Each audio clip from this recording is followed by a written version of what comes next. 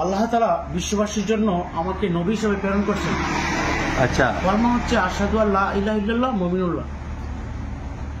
যারা ঈমানের সহিত আল্লাহকে এবং আমাকে বিশ্বাস স্থাপন করবেন, আল্লাহ তাআলা তাদেরকে সরাসরি জান্নাত নসিব করবেন। আমি তাআলা আমাকে কলমা দিয়েছেন।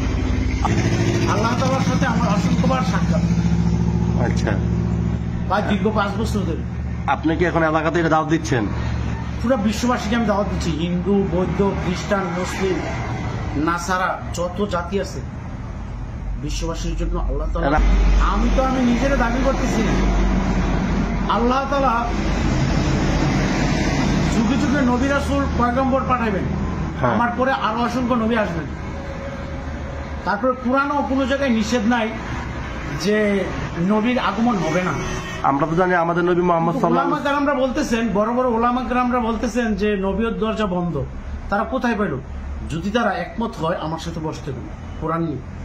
যখন আমরা ছোট ছিলাম তখন বলতো যে নবীয়ত বন্ধ, তখন আমরা অলির জন্য কাঁদতাম। বিশেষ করে আমি সবার রাত্রে আমি অলির জন্য কাঁদতাম।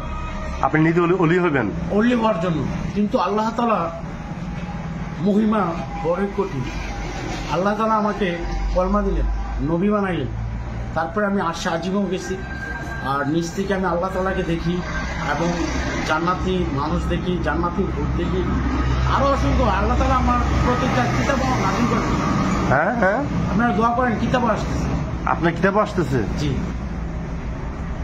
এলাকাতে বিভ্রান্ত ছড়াচ্ছেন? জি না, জি না। তাহলে পুলিশ রিপোর্ট করেন। বড় বড় ওলামা কেরামরা দাওয়াত দেন, আমাদের বসতে কোন পুলিশকে ওঠাই ব্যবস্থা নেই।